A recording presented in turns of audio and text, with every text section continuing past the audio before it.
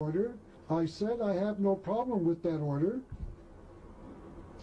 and we would love to be partners in that order. During the war in Kuwait, this man's government was killing innocent people and destroying private property. Yet here he wants his government to be part of the New World Order. One can only wonder why it is that communists, tyrants, and capitalists all want the same thing. Comedian Groucho Marx was once asked why he was not a member of a particular country club. And Groucho Marx answered by saying that any country club that wanted him as a member wouldn't be worth joining. George Bush wants America to join a country club called the New World Order. But the nation of Iraq wants to be a member of the country club, and they believe in violence as a way of solving disputes. So we must all agree with Groucho Marx. Any country club that Iraq wants to join wouldn't be worth joining. But the New World Order is not something that is new. I'd like to give you some examples of others who have been talking about this New World Order. They've been talking about it, but we just haven't been listening. On January the 30th, 1976, a new document called the Declaration of Interdependence was introduced to the American people.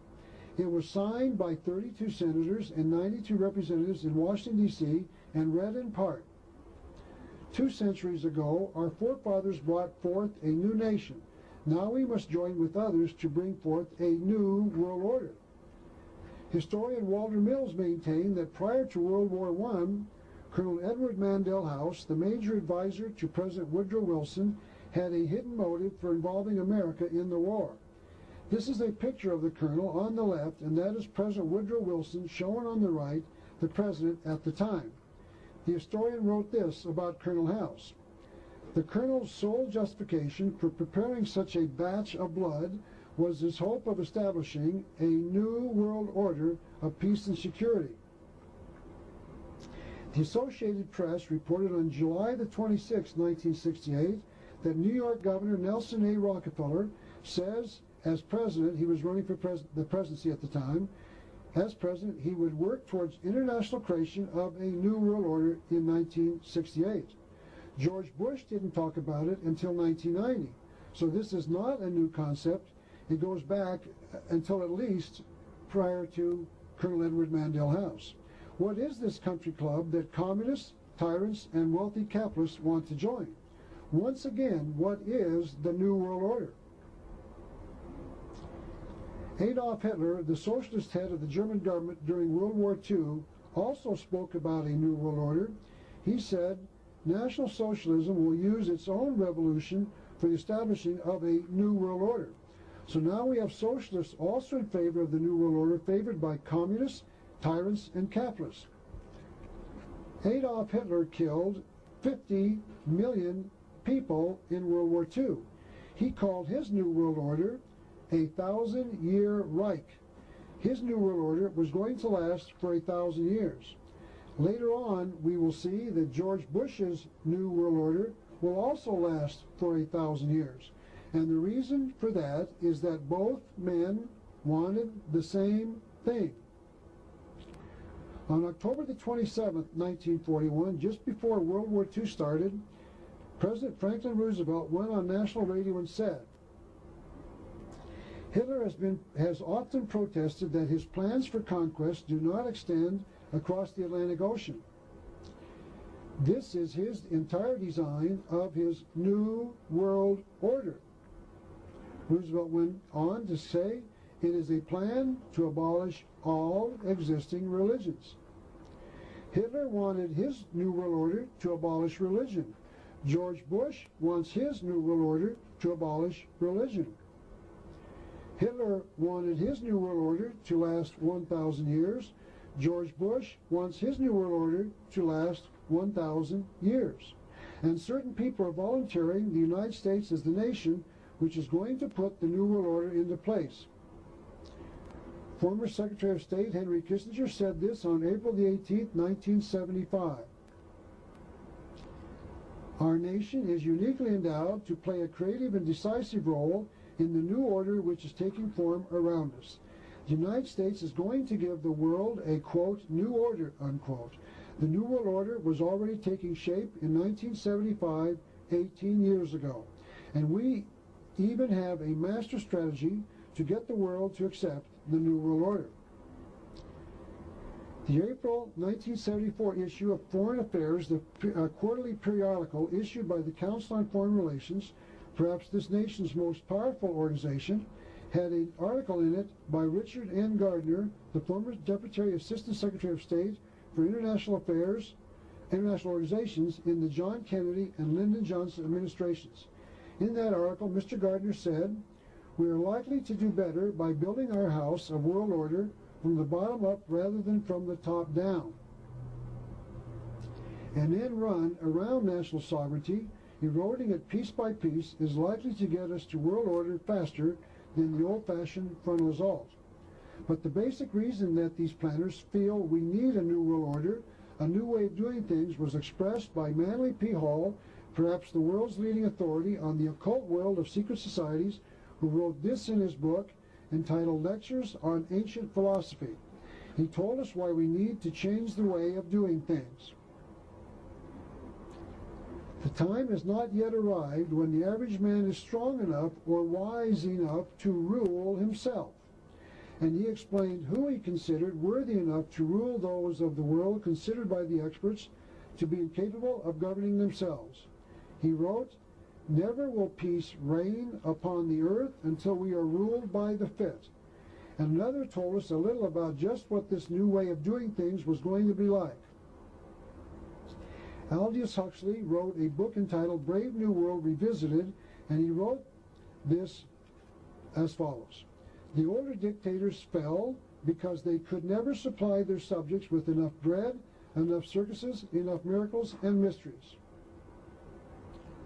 Under a scientific dictatorship, education will really work, with the result that most men and women will grow up to love their servitude." Of course, servitude is another word for slavery, and will never dream of revolution. There seems to be no good reason why a thoroughly scientific dictatorship should ever be overthrown. Now, why would anyone want to destroy religion? Alice Bailey answered that question on page 201 of her book. "The emergence of a world religion is necessarily a profound difficulty. The New World religion is nearer than many think.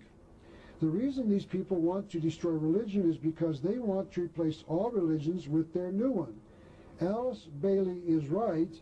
The New World religion is nearer than many think." Now, there are many who want to abolish religion.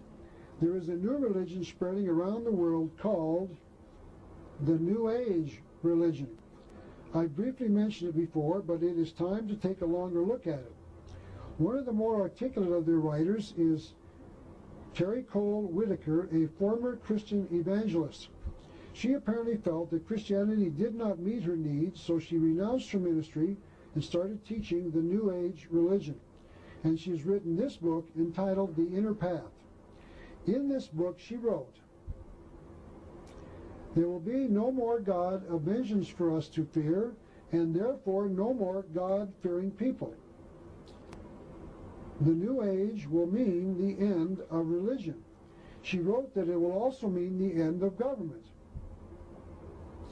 "Everyone will govern themselves.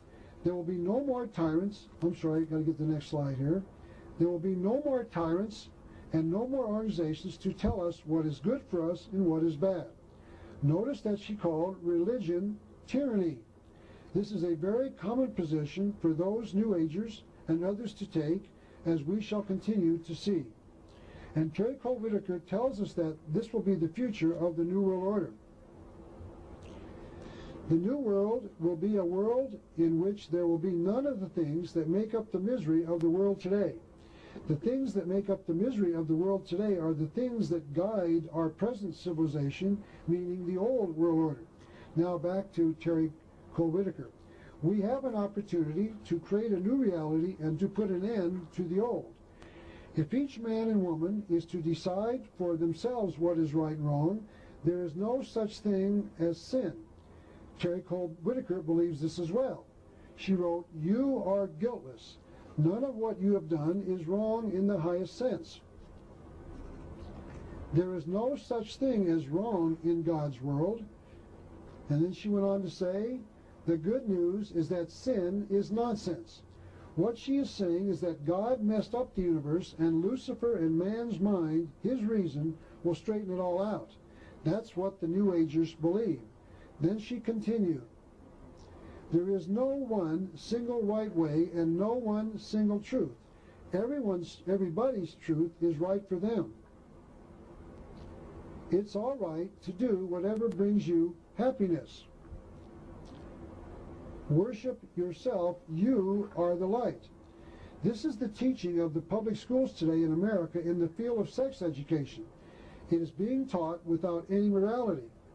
There is no morality in the sex education teaching in our schools today.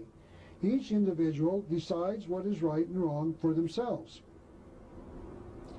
Parents, the rabbi, the priest, the minister cannot teach anyone what is right and wrong about sex today. Each individual is to decide for himself. A young man attends the sex education class in his public school. He is taught the mechanics of sex, but not what is right and wrong. He decides that a young lady in one of his classes is pretty. She is sexually arousing to the young man, so he takes her into the bushes. She cries rape because she did not consent to the act. The government comes to arrest the young man, and he asks the arresting officer why they are arresting him. He is told that rape is wrong because the young lady did not consent to the act. He replies that he was taught that there were no rights and wrongs in regard to sex, and he explains that what he did was not wrong because the school taught him that what he decides is right is right. So he decided it was right to take the young lady into the bushes. But the government says that what he did was not permissible because there are rights and wrongs in sex. Consider the quandary that this puts into the mind of the young man. On the one hand, he is taught that there is no morality in sex. He can decide for himself, and he decided that rape was acceptable. And on the other hand, he is told by the government that he cannot decide that there are no rights and wrongs in sex. The crime is called rape, and he is going to jail. This is called hypocrisy. One branch of government says that rape is acceptable, another says that it isn't. But that is the quandary the government wants our young people to be in. And it also illustrates just how foolish this philosophy is. It can only cause confusion amongst our young people, and it has. And that is why teenage rape is on a dramatic rise throughout the United States. We all see it, but no one tells us why it is occurring, and now we know. So new thoughts about how we should live our lives are surfacing. There are many who have been telling us about these changes. I'd like to return to the writing of Benjamin Creme, one of those recommending major changes in our civilization. Mr. Creme is a leader in the New Age religion, and he has been talking and writing about the changes coming in the future for several years. I'd like to quote once again from his book entitled Maitreya's Mission in 1986. I will explain who this individual named Maitreya is a little later, but at this point I wanted to read a quote from Mr. Creme's book from page 3. Here's what he wrote.